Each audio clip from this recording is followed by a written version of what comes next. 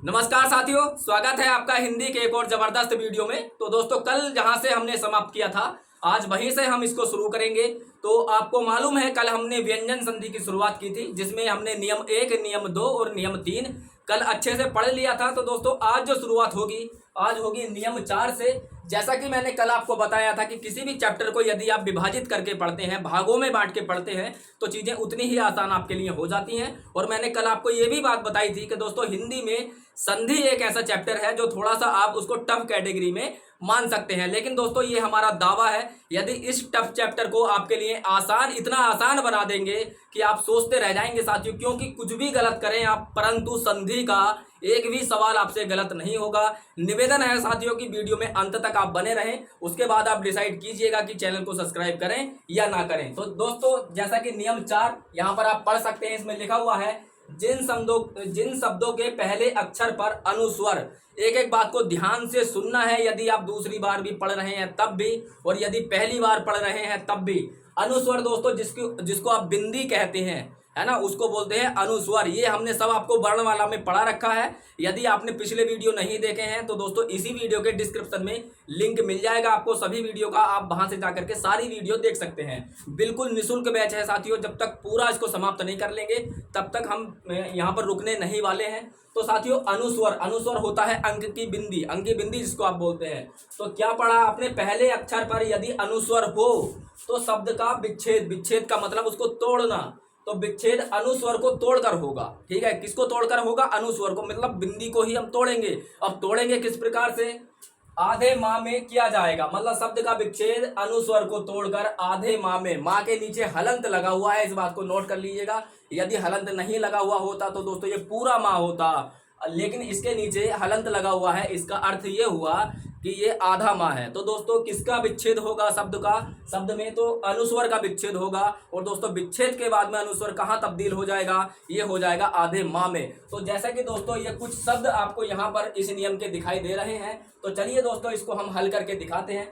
सबसे पहले देखिए, प्रत्येक अक्षर में आपको, मतलब प्रत्येक शब्द के पहले अक्षर पर आपको अंकी बिंदी यानी कि अनुस्वर दिखाई दे रहा है। बस इसी को आपको विभक्त करना है, विच्छेद करना है। तो दोस्तों, आप क्या करेंगे? अंकी सा आपने वैसे ही उतार लिया। एक एक बात को ध्यान से सुनना दोस्तों, कभी जिंदगी में आप गलत नहीं करेंगे, ये मेरा दावा है। सा आपने उस प्रकार से उतार लिया। फिर जैसा कि परिभाषा में आपने पढ़ा है कि अनुस्वर का क्या हो जाएगा साथियों? आधा माह हो जाएगा। तो आधा माह बना दीजिए बस दोस्तों।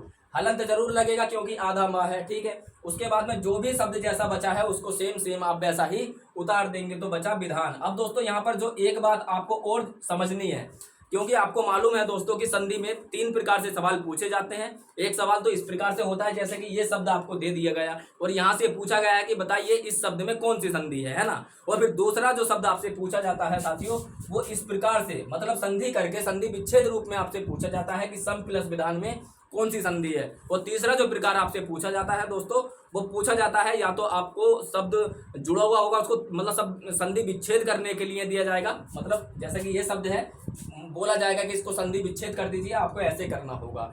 या फिर दोस्तों, आपको ऐसे दे दिया जाएगा तो पूछ लिया जाएगा कि इसको आप जो है एक रूप में बना दीजिए, मतलब इसकी आप संधि कर दीजिए। तब दोस्तों, आपको क्या ध्यान रखना है? देखिए, शब्द यदि इस प्रकार से पूछा जाए तो आप अंकी बिंदी से पहचानेंगे, और यदि इस रूप में दिया जाए तब दोस्तों याद कीजिए पहली क्लास में मैंने आपको बताया था कि पहले शब्द का जो अंतिम वर्ण होगा, ये पहला शब्द है, ये दूसरा शब्द है, तो पहले शब्द का जो अंतिम वर्ण होगा उसी के अनुसार आप निर्धारित करेंगे ये संधि कौन सी है। तो दोस्तों, यहाँ पर यदि व्यंजन है तो व्यंजन संधि होगी, और यहाँ पर यदि स्वर है तो स्वर संधि होगी, और यहाँ पर यदि विसर्ग है तो विसर्ग संधि होगी। लेकिन साथियों, थोड़ा सा यहाँ पर एक अपवाद है, वो अपवाद हम अगले नियम में पढ़ेंगे, इसलिए कह रहा हूं कि एक एक बात को ध्यान से सुनिएगा। तो दोस्तों, इस रूप में देखा जाए तो यहाँ पर जब भी हलंत मिल जाए, दूसरे शब्द का अंतिम जो व्यंजन है, इसके नीचे यदि दोस्तों हलंत मिल जाए ना, तुरंत आंख मीच के लगा दीजिए, व्यंजन संधि है। अब दोस्तों, आप इसको कर लीजिए। इसको कैसे करेंगे? यहाँ पर अंकी बिंदी किस चीज में बदल जाएगी दोस्तों? आधे माह में, और जो बचा उसको आप वैसे ही उतार दीजिए। तो ये हो गया संज्ञान। हर शब्द में वैसे ही करना है। ये हो जाएगा दोस्तों सम, उसके बाद में क्या बचा? बाद में कलन, तो ये हो जाएगा कलन। वैसे ही दोस्तों, आप इसको भी हल कर सकते हैं। सा आप वैसे ही उतारेंगे, सा जो लिखा हुआ है, उसके बाद में अनुस्वर का आप बना देंगे आधा माह, ये आपने आधा माह बना दिया। उसके बाद में जो शब्द जैसा बचा है उसको वैसे ही उतार देंगे। इतना आसान हो जाता है जब आप चीजों को विभक्त करके पढ़ते हैं। अब दोस्तों, संसार को आप कर लीजिए, तो ये हो जाएगा सम और प्लस हो जाएगा सार। ठीक उसी प्रकार दोस्तों यदि आप संज्ञा में देखेंगे तो सा और उसके बाद में माँ, माँ के नीचे हलंत, उसके बाद में जो भी शब्द जैसा बचा है उसको आप ऐसे ही उतार दें और आपकी संधि हो जाती है कंप्लीट। तो दोस्तों इस नियम में केवल हम इतना ही पढ़ेंगे कि अंकी बिंदी यदि आप दोस्तों देखेंगे, यानी अंकी बिंदी मतलब अनुस्वर, यदि आप किसी भी शब्द के पहले अक्षर पर देखेंगे तो उसका जो दोस्तों विच्छेद होगा वो आधे माह में हो जाएगा। ये इस प्रकार से आप इसको देख सकते हैं। अब दोस्तों इसका जो अंतिम नियम है वो मैं आपको समझा देता हूँ। जैसे कि मैंने अभी आपको बताया था कि इसमें एक अपवाद भी चलता है। मेरी बात को ध्यान से सुनिएगा। मैंने अभी कहा है कि यहाँ पर यदि हलंत लगा हुआ है इसका मतलब ये व्यंजन है, तो यहाँ पर दोस्तों जब व्यंजन होगा तो व्यंजन संधि। लेकिन अपवाद अब आपके सामने आने वाला है, जरा ध्यान से देखिएगा। अब नियम नंबर हम दोस्तों करते हैं 5। नियम नंबर 5 में आपको क्या पढ़ना है, ये दोस्तों थोड़ा सा इन सभी पांचों नियम में ना ये थोड़ा सा दोस्तों आपको कंफ्यूज कर सकता है ना। इसमें क्या करना है कि यदि सा, देखो दोस्तों सा होते हैं 3 प्रकार के, एक ये होता है, एक ये होता है और एक ये होता है। तो इस सा की बात करेंगे साथियों, है ना, क्योंकि ये भी क्या है, व्यंजन है। तो सा से पहले आ का मत बड़ा आ का मतलब हो गया दोस्तों डंडा, बड़े आ की मात्रा, है ना। तो हम लिखेंगे सा से पहले आ ना हो तो से का मतलब इसी से का से हो जाएगा, है ना। इस बात को जरा ध्यान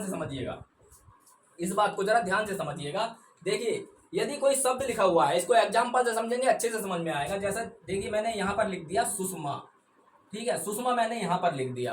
अब आपको क्या पहचानना है कि यहाँ से संधि कैसे होगी, तो आपको पहचानेंगे मतलब ये सा तो नहीं है शब्द में कहीं भी, तो आप देखेंगे ये सा हैगा। फिर आप थोड़ा सा दिमाग लगाएंगे कि यह शब्द वहीं से टूट रहा है, आप पाएंगे हाँ वहीं से टूटेगा। तो जब दोस्तों सा से पहले, अब टूटेगा कैसे ये नियम में समझ लीजिए। सा से पहले यदि आ ना हो, आ का मतलब ये डंडा जो लग जाता है साथियों, है ना, ये आ की मात्रा होती है। तो आ ना हो तो से का से बन जाएगा। आप देखेंगे साथियों यहाँ से पहले डंडा नहीं है ना, इसका मतलब आ की मात्रा नहीं है। अब क्या कैसे विच्छेद करेंगे आप इसको, सु तो आप ऐसे ही कर देंगे, ठीक है। अब दोस्तों डंडा नहीं है, इसका किस रूप में परिवर्तन होगा जरा आप देखें, यहाँ पर लिखा हुआ है, इसका ये हो जाएगा सु प्लस समा। इस प्रकार से आप बना देंगे। जैसे कि साथियों मैंने यहाँ पर लिखा विषम, ठीक है, तो आप इसको कैसे लिख देंगे बी। और दोस्तों आप पाएंगे यहाँ भी सा से पहले डंडा नहीं है, तो आप इसको पाएंगे ये वाला जो सा है ये इसमें परिवर्तित हो जाएगा, मतलब ये हो जाएगा सम। तो इस प्रकार से आप यहाँ से पहचान सकते हैं। अब दोस्तों जो मैंने कहा था अभी, है ना, अपवाद के रूप में जो मैंने अभी आपको समझाया था कि यदि यहाँ पर हलंत होगा तभी व्यंजन संधि होगी, यही बात तो समझाई थी मैंने अभी आपको। लेकिन आप यहाँ पे देखिए, यहाँ पर हलंत नहीं है जबकि यहाँ पर स्वर है, तो ये स्वर संधि होनी चाहिए। लेकिन जरा ध्यान रखिए दोस्तों, स्वर संधि में क्या होता है, दोनों स्वरों का ही मेल होता है। मतलब यहाँ भी स्वर होगा और यहाँ भी स्वर होगा, चाहे कोई सा भी स्वर हो, 11 स्वर होते हैं, ये आपने अच्छे से पढ़ रखा है। दोनों तरफ यदि स्वर होगा तब वो स्वर संधि होगी। और इसके विभाजन दोस्तों, इसके प्रकार हमने भली भांति बहुत अच्छे डिटेल में हमने आपको समझा रखे हैं। निवेदन है यदि नहीं देखे हैं वो वीडियो जरूर देख लीजिए, एक भी सवाल आपका गलत होने नहीं देंगे। तो दोस्तों ये थोड़ा सा यहाँ पर अपवाद है केवल इसी नियम में, नियम नंबर 5 जो है ना, इसमें थोड़ा सा ये अपवाद है कि यहाँ पर दोस्तों स्वर होने के बावजूद भी ये स्वर संधि नहीं है। क्यों? क्योंकि इधर आप देखेंगे व्यंजन है, यहाँ पर कोई स्वर नहीं है। तो बस ये थोड़ा सा अपवाद आप याद रखें, वरना दोस्तों जितने भी आप देखेंगे यहाँ पर यदि स्वर है तो स्वर संधि, व्यंजन है तो व्यंजन संधि, विसर्ग है तो विसर्ग संधि। परंतु दोस्तों यहाँ पर थोड़ा अपवाद है, इसको भी आप आराम से पहचान सकते हैं, दोनों तरफ क्या है, व्यंजन। अब देखिए दोस्तों यदि आ है ना, अब ये दोस्तों इसी का दूसरा पार्ट है। सा से पहले आ हो तो से का सा ही रहेगा, सा ही रहेगा, मतलब परिवर्तित नहीं होगा। अब इसका एक एग्जांपल हम ले लेते हैं। जैसे दोस्तों हमने कर लिया सुभाष हमने कर लिया। अब देखिए साथियों यहाँ पर सा से पहले आ का डंडा है और वही लिखा हुआ है कि आ हो तो से का से ही रहेगा। इसको कैसे तोड़ेंगे दोस्तों, सुभाष, सु प्लस भास। आप इस प्रकार से इसको आप तोड़, शुभ प्लस आस मत करना, शुभ प्लस आस कर दोगे तो दोस्तों आप इस प्रकार से करोगे शुभ प्लस आस।